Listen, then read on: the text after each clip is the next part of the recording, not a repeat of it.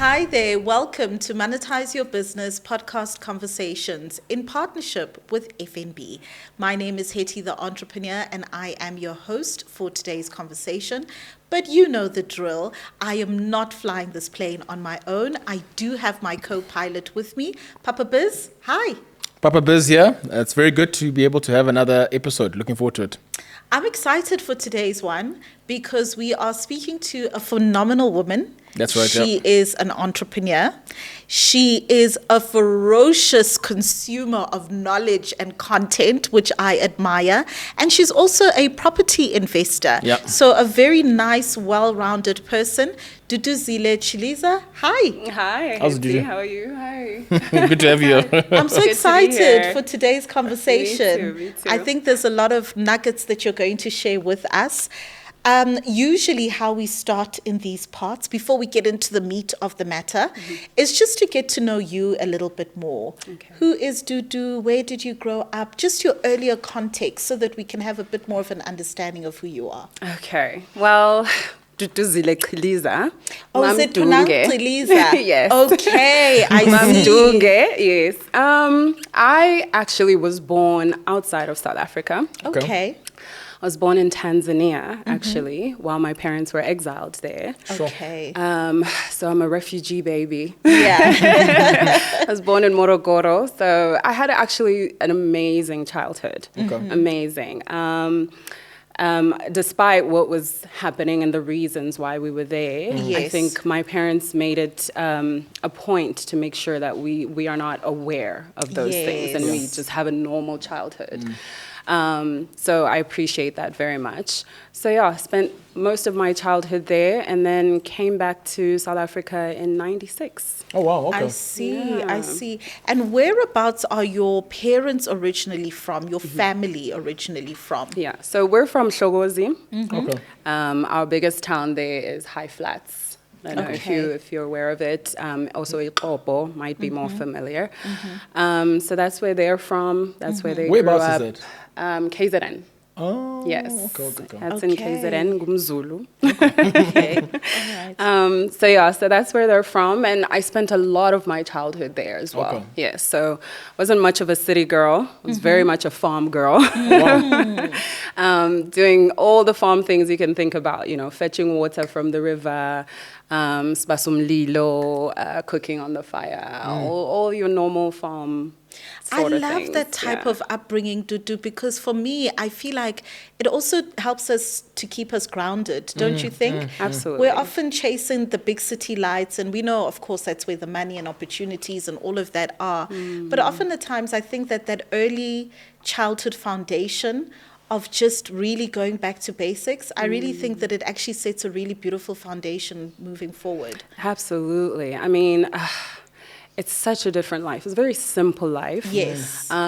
Very humbling, very grounding, and a lot of what you're surrounded by is family and Yes. community. Yes. And it helps to grow you, I Yeah. think, quite tremendously. And I benefited a lot from growing up in an area like that. And Yeah. yourself, growing up, do you have other brothers and sisters? Or like, not really? Yes, I'm the last born of 6 kids. Oh, listen to Oh this. my gosh, you must be so spoiled. Okay. They do say We know I the drill. am, but 6 kids. So it's 3 girls, 3 boys. So my mom Okay. was very lucky with that. And yeah, last born. I'm apparently the parent, you know, my dad's favorite little child. you Listen to know. this. That's But they love us all equally, of course. But yeah, I grew up in a very big family, and I actually loved it a lot. Okay. Yeah, That's loved it great. a lot. There was always somebody to speak to, play with, and we go home every single year. Oh, nice. Okay. Maybe twice, Oh, wow. 3 times in a year. My parents are based there currently. Oh, lovely. They've also never really lived in the city. Yes. So aside from when they were working. But yeah, the farm is where we are. That's the foundation of, I believe, who I am and who my family is. And I love it so much. Okay. And did you find that growing up with so many siblings, I mean, it must be quite nice as well. I mean, very protective and things like that. Is that what you experienced as well? Yes. I actually was a lot closer to my brothers growing up. So I was a bit of a tomboy. Loved, you know, the hip hop culture. And yeah. I was very sporty. I played all the sports you can think about: soccer, basketball, baseball, all of them. So I loved being around my brothers. My sisters, I got to know them later on in life. I think we got closer a little bit later on. But today it's the flip side. Yeah. I'm closer to my sisters than my brothers. Yeah. But I benefited from both, which is great. Fantastic. And what line of work were your parents in? My parents were, aside from being in exile and them, you know, being part of the fight against the previous regime or apartheid regime, they became diplomats thereafter. Okay. And my dad was an ambassador, a career ambassador actually. So we traveled quite a lot with him. Where did you end up as an ambassador? We started off in Romania. Oh, wow. Yes, Really? in Europe, yes. Okay. Started off in Romania, then from there we were in Hungary, and then from there we moved to the Caribbean. We were in Jamaica, and then he was also responsible for some of the other islands in the Caribbean. And I left them because I was in high school when I was in Jamaica. Okay. And then I left them and went to university, but he continued on, and then came back to the continent. He was in Uganda and finished off in Tanzania, funny enough, where, you know, it all sort of began for him. So now in the beginning, as you're going, I mean, I take it that it's an environment where you're one of the few black people there. Oh, yeah. Romania and so on, and then all of a sudden, now when it's getting good in Jamaica, you continue. Romania was so interesting, to be honest. Must be hectic, eh? Yeah, because we actually came back before we left, right? Okay. So understanding that relationship between ourselves and the white community, Yes. given the context of, you know, our country, it was a bit nerve-wracking moving moving to Europe. But very quickly, I realized that it was equally as shocking for them as it was for me. Yes. Because they're also not used to seeing a lot of Africans. Well, at that time, in any case, in the 90s, they were not very used to seeing a lot of black Africans. So the kids there in particular were always very... Would they come touch your hair? And very curious. It took a while for us to actually get outside and play because they weren't very sure, you know? And even us, we weren't very sure. We were a bit like, oh, can we not? But thereafter, it was just like normal. Right? Yeah. Normal kids Once they playing on the realize this streets. is another human being, then it's okay, cool. Yes. So I think it was a learning experience for all of us, you know, especially for the kids in Romania. And from then on, we were like best friends, inseparable. What language do they speak there? Romanian. Oh, okay. I spoke a little bit of it, but I don't remember much of it now. But Do you to know say still remember how hi, to say hello? Ce faci? Hey, Yeah. I'm going to use that. Then I'm just find Romanian. So I actually used to travel around with a dictionary everywhere. I was one of those kids, you know, a little Just bit so that you can special. translate and Exactly. understand Yes. and everything. Yes, so I referred to the dictionary every single time when everyone was conversating with me in Romanian. And I got to actually learn quite a bit of it because of that. Yeah. It's actually interesting how when we're younger, we're actually able to absorb language a lot quicker and easier. So I think that's fascinating. I'm really intrigued by your upbringing because it's almost like a tale of two cities. You've got the farm upbringing, but then you've also got this worldly view as well.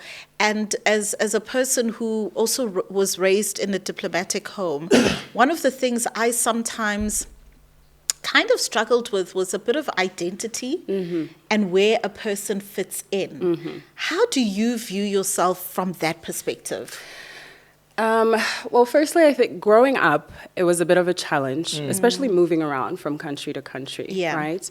And having to start over almost every single time, you know, like after 4 years or so. You had to make new friends, new school, new everything. So it was a bit of a challenge, and emotionally it was difficult to maneuver for me. But later on, it became a lot easier, and I appreciated it more.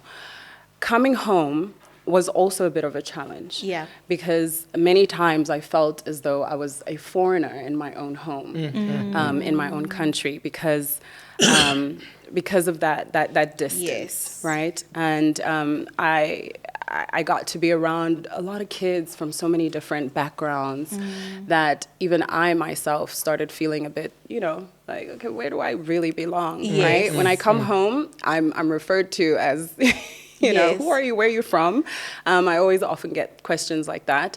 And going there also, you're not Yes. really from there either. Yes. So, yeah, there was always a little bit of that challenge and that dichotomy of the experience of traveling and the privilege of being able to Yes. be, abroad and having that cultural experience. But then coming home and being fully farm girl and, Yeah. and It's quite living the that contrast, life. Yes. And as for a kid, sometimes that can be quite a challenge to have quite jarring, to yeah. navigate those two worlds. Absolutely. Yeah, I relate to you 100%.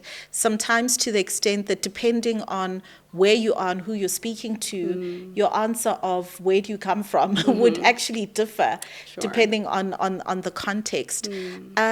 Tell us a little bit about what you studied in school. And yeah, let's hear a bit about that. I studied, well, aside from the high school and Yes. your international schools, I then went to Canada for university. Okay. Hey, this So- person. Hey, Dudu. Lovely. I was at Brock University.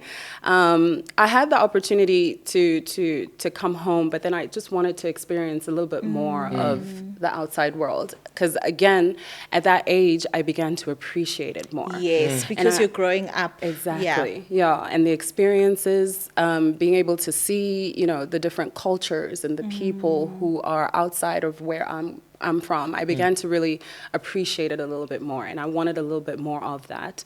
So I asked my parents very nicely if I could go to Canada for university, and I was lucky enough to be accepted at Brock University, and I studied political science as my major. You people, same. And international relations as a minor.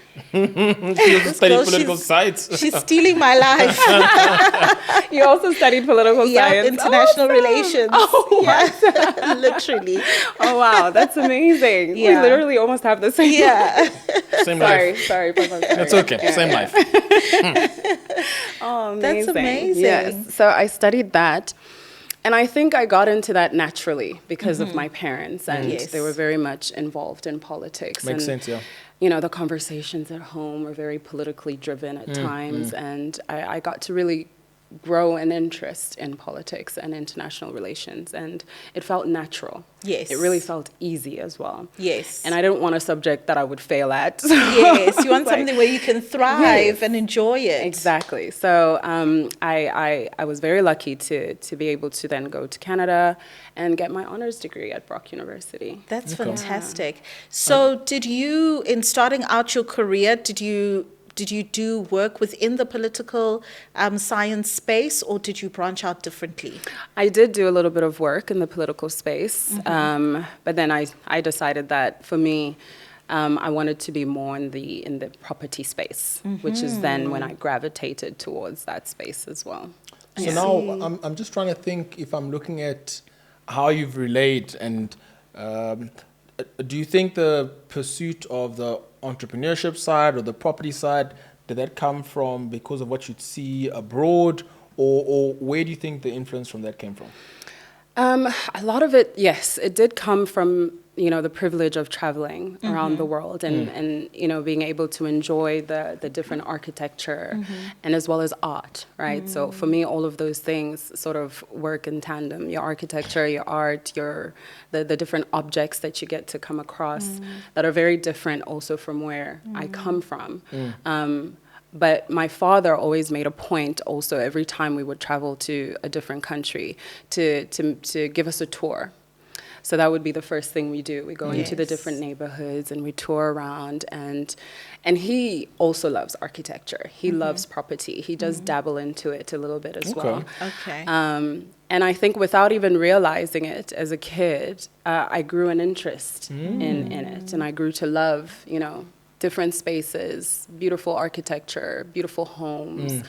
And I think I just, that I carried that with me into my adulthood. Wow, Yeah. that's really interesting. interesting.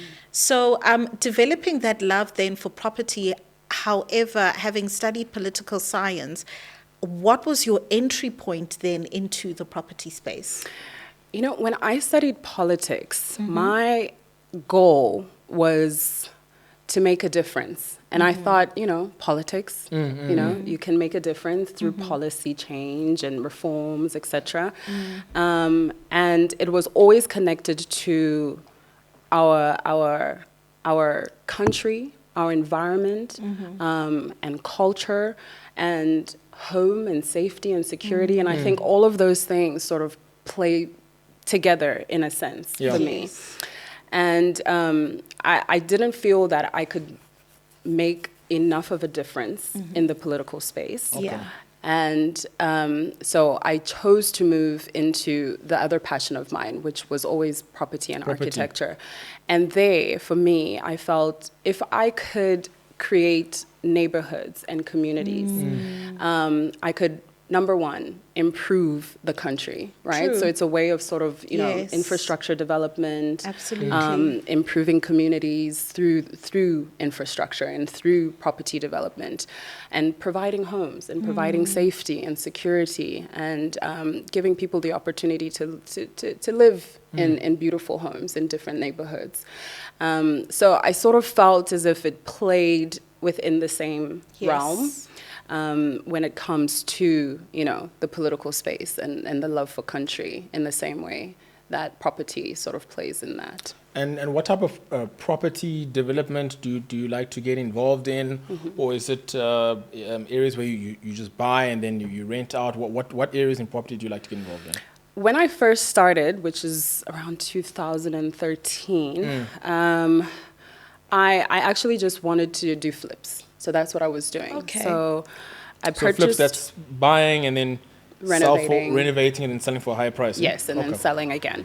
So that felt like something for me that was really interested, because I also love old architecture. Okay. And I loved buying into your much older homes. Yes. And getting to sort of see, and you know, the much older homes are really strong, right? They are. Architecturally. They're solidly built. Solid homes. Yeah. And I felt, why not give them a new life, Yes. right? And obviously I would see other developers doing that, and I always just thought, this is fantastic, you know? Instead of allowing a property to sort of deteriorate into nothing, why not breathe new life into it, Okay. right? And then put it out into the market for someone else to buy and enjoy and build memories there.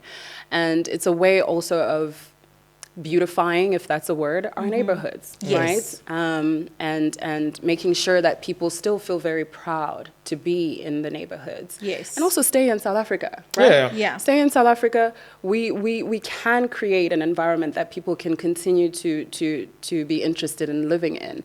And also investors can be interested in coming and investing in. And property, I think, does that very well. Yeah. Yeah. I know that there's a perception with property development that you always have to have like huge sums of money to be able to actually enter into property investing. Is that true? To a certain extent, you do have to have some money to start off with. I know that sometimes, you know, some property investors will tell you, you don't have to use your own money. You don't have to, Yes. you know, you can go and get funding or crowdfunding or get investors, etc. But I think at the beginning, you do have to have a sum of money that you can sort of start off with, Okay. right? When I started, for example, in 2013, a house that I identified in Garsfontein, Pretoria. Victoria, yeah? Yes. I saw this house. It was dilapidated, Okay. right? There was still a family living in the house. But I think they were going through a divorce and they were very eager to sell. And I just felt attached to that home. I just felt like this has to be my first one. And I didn't actually have a lot of money. I had just about enough to maybe pay for, you know, some transfer fees here and there. Okay. But I actually went to my parents for a loan. Okay. So I think that's one of the things that people can get to understand about property. You don't always have to go to the bank. Yes. Especially when you're starting out and you don't necessarily have enough of a credit history that the Yes. bank can consider you for a loan to purchase a home. There are many ways that you can do it. You can, get together with friends. True. And seek to invest in a property. Of course, sign contracts. Yeah. Yes. Yes. Make sure it's in writing.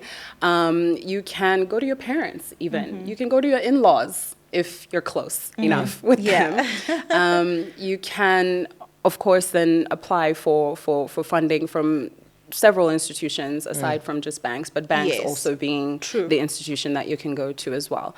I've So also I seen went some to my people family. even use stock files as well to buy. Yes, I've seen that as well. There's that now, which is amazing. I think that's absolutely fantastic Yes. because that really just that power of collective buying. It's less pressure on you, but then you're still able to invest, which I think is great. 100%. I actually love that vehicle. I think it's such a great way for people who don't necessarily have enough to be able to still come together and invest in property. Yes. I think it's such a fantastic solution. And I don't think it's done anywhere else in the world. I don't know. I might be wrong. But in South Africa, I think it's brilliant that we've been able to come up with that. Yes. So with me, for my property, I actually went for a loan to my parents.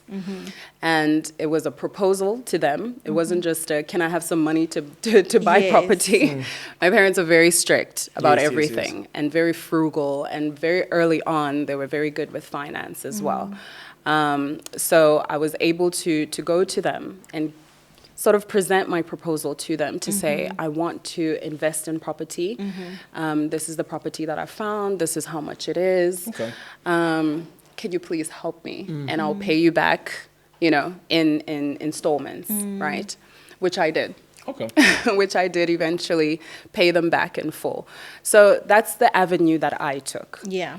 And I appreciate that my parents believed in me enough to want to actually open up their funds and help me get a start. Yeah. It's not always common. It's not something that every parent can do.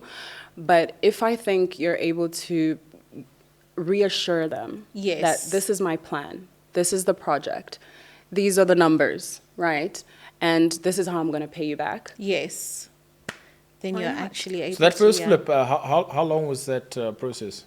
It was a nightmare, to be honest. That's what I'm thinking. Really? Because your I'm first one, so you don't know afraid what of you're flipping. doing, and the contractors Lots to of use. lessons to be learned. And I learned a lot of lessons. Okay. I learned a lot of lessons. It was hard. It was hard. Firstly, there are a lot of things I did then that I would never do now, right? The one being buying the property without actually having someone come out and assess. Okay. Right? And do that proper property evaluation. Yes. Knowing foundation-wise, the soils and all these different things that come with, the property. Especially when you're buying older homes, you'll sometimes get those surprises here and there. Even though it's solid structurally, there will be other things that you're not... like beneath the surface. So I came across, I think, all of them. Sheesh. All of them. And I didn't realize then, but I had bought the property and it was on clay soil. Oh, really? So clay soil shifts. Yes. And when it shifts, there are cracks on the wall. Oh, my goodness. And when I purchased the home, obviously the cracks were covered up. Yes. Right? And I didn't know. It was footstood then, right? Now I think the policy has changed where you have to actually reveal everything about the property. Right? But back then it was just... I'm saying back then as if it was a long time ago, but when I purchased... But they sell it as is. Exactly. And then you just take it like that. Exactly. Yeah. And so that's what I did. And then the surprises just kept coming. The old pipes, the cracks on the wall that I consistently had to, cover up and paint and do all of that. Looking at reinforcing the foundation because of the clay soil that shifts, right? Making sure that the integrity of the structure would still be there. So all of those things. And running out of money. Yes. In the midst of all of that. Running out of money, which happens quite often now, I've learned, in property. No matter how much you try to have, your contingency on the side, you will always I run think out there's of some money. things you just can't predict. Exactly. Yeah. Especially with property. I find there are always surprises there. And you can plan as much as possible. And I'm a planner. Yeah. But you will always come across some issues. And I did. It was a lesson learned. I had to put the property back in the market and rent it out to sort of generate income from Oh, it. wow. Oh, Yeah. I Very good, see. And then complete sort of all of But the that's other clever thinking on your renovations. part, I think. I'm surprised I was able to think of Yeah, because you basically pivoted Exactly. in the midst of that. And I Yeah. think that that's such a fantastic lesson because we often encounter that in business. You've got the Absolutely. original plan and then life happens or things happen and then you kind of have to pivot. You don't lose the vision, but you just try and figure out a way to manage in the meantime. Exactly. Yeah. So I think that's very clever. Yeah. So I realized then that property, it's a lot of risk management. Yes. It's constantly risk management. Yeah. And you always have to think on top of your feet and figure out what can I do Yes. to save myself from this potential disaster. Yes. And I did that, and I had nightmare of renters. I told you, this property was a Hey. nightmare. It was a nightmare. I think they stopped paying for electricity at some Imagine. stage, and they almost destroyed the house, and I had already done work on it. Yeah. And I had to get them out. Yeah. Had to go to the attorneys because, again, it's not easy to get people out Yes, of a yes, property yes, in South yes. Africa. They're highly protected by Yeah. the law. And I had to, call on a lawyer and ask for assistance there. And I managed to get them out, and I basically had to not start over, but do some more work after they left because they sort of Yes. left it in a devastating state. And by then, fortunately, I was still working on the property and I was ready to sort of put it back in the market by Yeah. then. Okay. And I did. And it didn't take very long to sell, Really? fortunately. Yeah, I think it took thank about goodness. 6 months. 6 months is not bad. Yeah. Yes. It sounds like a long time, but it was pretty quick, I think, 6 months. And now it was bought by two couples who have turned it into a nursery school. Oh, wow. Look at goodness, that. look Eh? at Yeah. that. It's pretty cool. It's pretty cool that property can have so many different lives, Yes. right? Yeah. Can the- go from being a home to being a nursery and anything. Wow, Yeah. That's So, interesting. so the property, if you can remember the original price that you bought it for? Woo. I can't remember now. Okay. It was. That was perhaps- 2013 that time, eh? Yeah, 2013, and just it quite a wasn't while too back. expensive. And remember, I negotiated as well because okay. it was in terrible condition. Yes. The driveway was not done. It wasn't painted. The roof needed work. There was a lot of work to do. So I managed to negotiate a good price for it. Okay. Got it down to a good amount, and then when I got the renters in, also it started to generate a little bit of income for me there. And yeah, I managed to sell and get my money back with a little bit extra. Oh, nice. Look at and that. Eh? That's good. Paid my parents back. Oh, very That's, good. that's eh? actually really good. It Because actually especially as ended the- well. Yeah. Because especially as in the first project, most times because one's learning so much, you realize, I bought this thing for 800,000. I thought I need to spend only another 200,000. Now I spent 400,000, More. and now I sold the house for 900,000. What a mess! Yeah, Yeah, the first that one would've usually ends in a loss. But then at hey? least you learn a lot through that process as well. Okay, True. okay, cool. So And mean, at I least- did a lot of work myself Yes. towards the end because obviously I couldn't hire. Yes, The yes. money was just sort of running out, and I thought I was eating into the profit. And I did a lot of work myself. I was doing the cleaning up, the gardening, My goodness. I had to learn on the job. But at least going through that as well, you end up in a process where, because you've done it, now when you want to go and hire somebody else to do it in future, you're like, I know how this is done. You Yeah. know when they're cutting corners. yes, 100%. Yeah. Yes, Because people definitely. do that. Yeah, it taught me Yeah. a lot of lessons, a lot. Patience being, I think, Yes. the biggest lesson. Yes. Patience, and also understanding other aspects of the business that Yes. I didn't consider then. Yes. So that was the biggest lesson: Yeah. patience Yeah. and believing in the process. And when I wanted to give up, fortunately, I did have people who were like, "Don't. Keep Property going. will always make you money, Yes. right? Just keep pushing, finish it off." And I did, and I'm Yeah. happy that I did. Okay, nice one. Yeah. This is really great, Dudu, because you took an interest in something, of course, took that leap and invested in your first property, which of course came with lots of challenges and learning lessons and growth, etc. But you were actually able to take that to formulate a fully fledged business, which is your Red Circle property group. Can you just tell us a little bit more about what you offer and what you do within your property business itself? Because I always love businesses that are born out of the founder actually having experienced on the ground Yeah. what it is that they're offering. Yeah. So it was during COVID actually, where everything sort of slowed down. So there wasn't Yes. any work, no properties to renovate, nothing. And at that time, I was looking to invest in buying a plot. Okay. Or, a couple of plots so that I could build and then sell. And Baldwin, one of the biggest property Yes. development companies in the country, bought out the entire land. Sure. And My goodness. they had a different Vision. idea, different vision for Yeah. it. And at the time, I didn't feel that it really meshed with me really well. So I just thought, okay, I'll just pull out.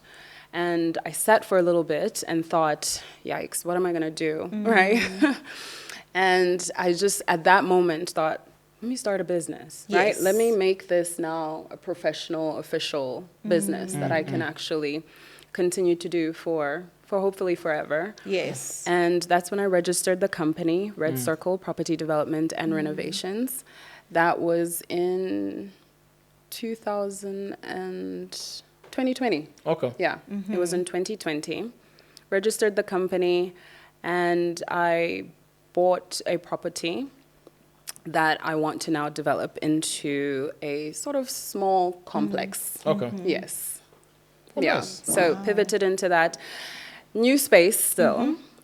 Because property has, your different elements to it. So property development is a whole other ballgame. Yes. It's a whole other baby.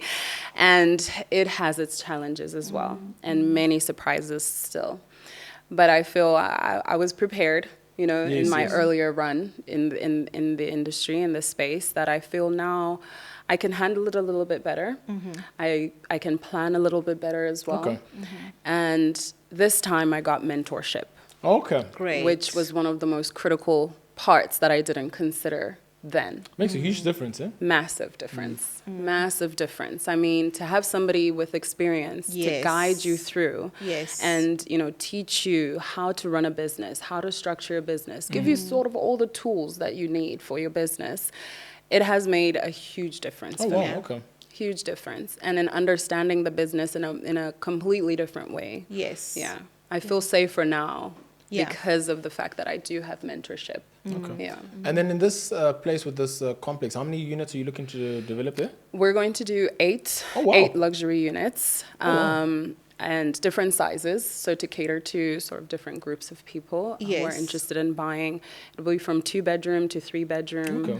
each with ensuite and then guest bathrooms as well, living space, kitchen. Lovely. Yeah. So that will be in Waterkloof Ridge. Oh, wow. Nice, Yes, nice. It's right a good next to neighborhood. Castlegate. Yes, Okay. yes. The new development there. So I'm really excited about that one. It's my first major development. Okay. Major.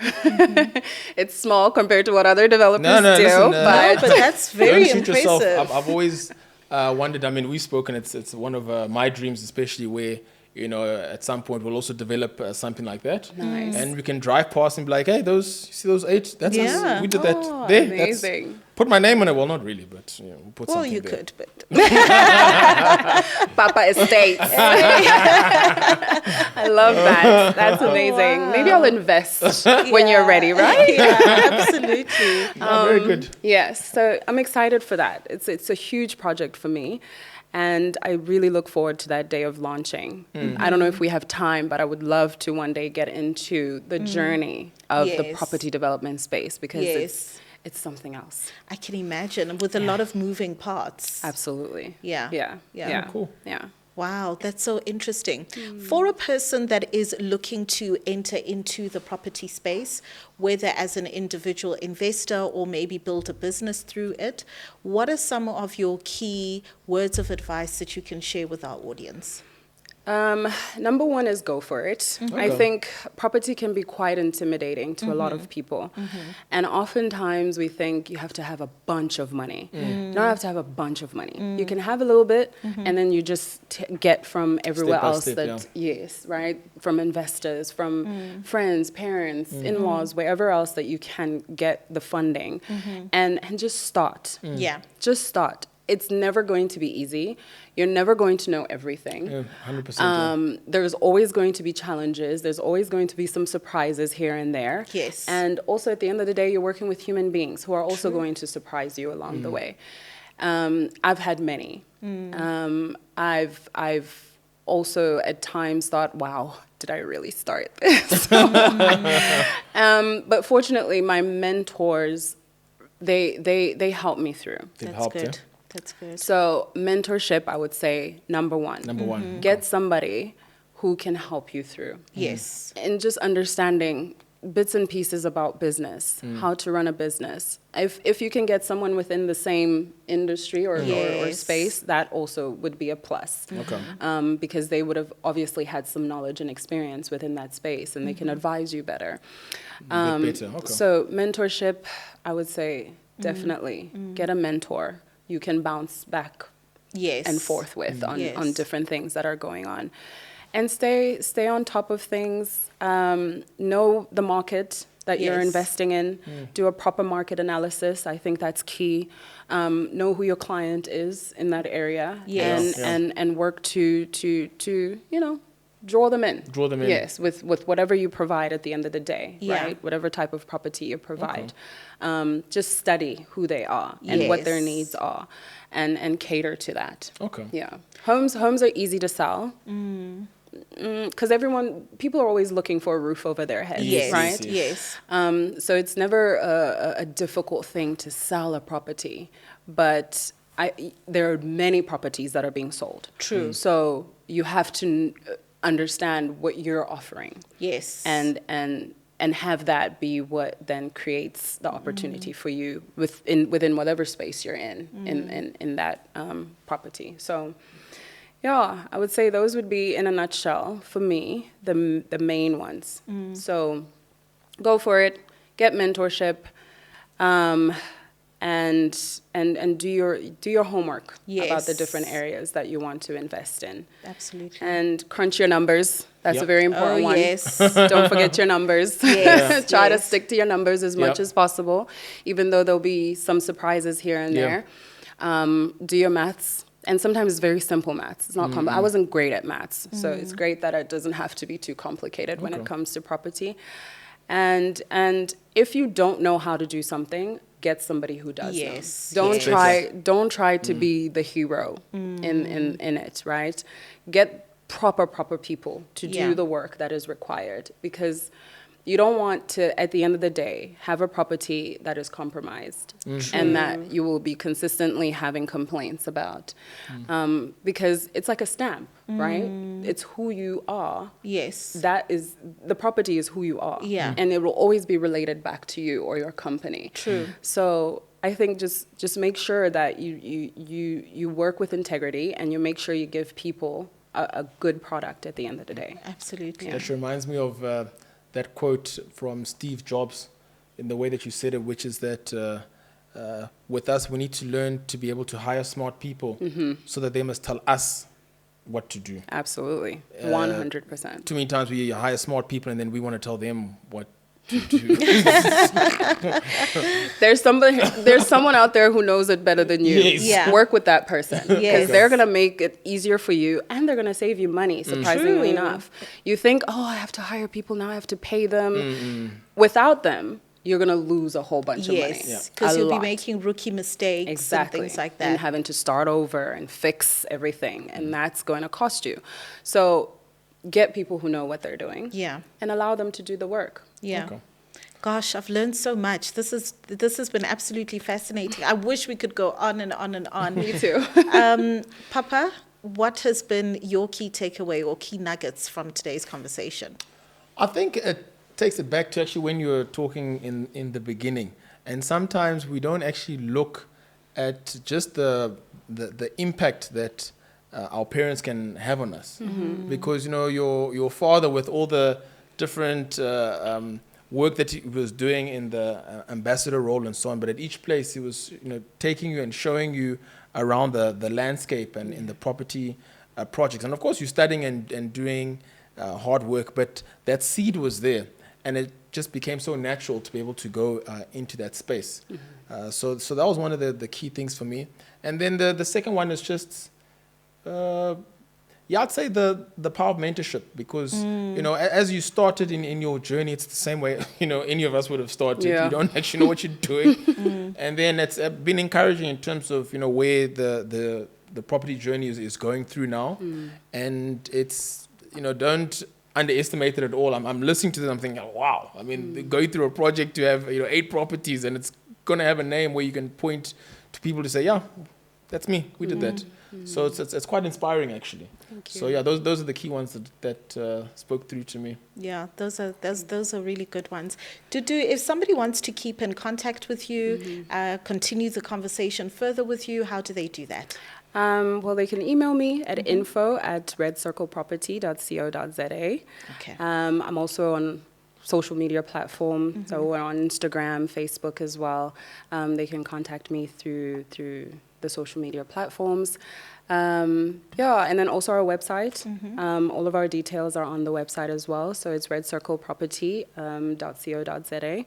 And they can get in touch, and we can take some it work from today. there. Nice. Okay, fantastic. Gosh, such a great conversation. I think I took away like good business lessons, actually, that apply not only to property, but just business in general. Just the power of starting, and also the fact that sometimes you, of course, have your vision in the beginning, but sometimes you may need to pivot along the way.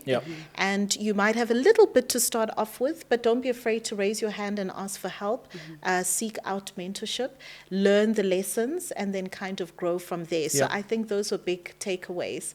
Thank you so much, Dudu. It's been an absolute Dudu. pleasure chatting with you. That brings us to the end of today's episode. Please do share with us in the comment section, what was your biggest takeaway from today's episode? Are you dabbling in property? Are you looking to dabble in property? Tell us where you might be along your journey and what the biggest lessons for you have been in this conversation. So that is Monetize Your Business Podcast Conversations in partnership with FNB. Until our next episode, bye-bye for now. Cheers.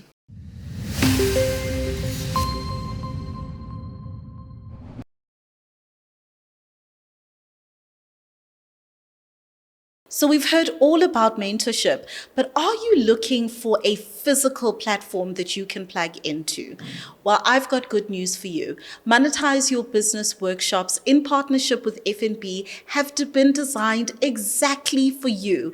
If you are an entrepreneur based within the township, then we are coming to you. Monetize Your Business workshops are a fantastic platform where you can get access to masterclasses, fireside chats, networking, and you can also pitch your business for an amazing cash prize, a good boost into your business to help you grow and scale your business. You also have an opportunity to exhibit your products and services to a buying customer base and audience. So if this is something that you're interested in, hurry right now, run, don't walk to www.monetizeyourbusiness.co.za.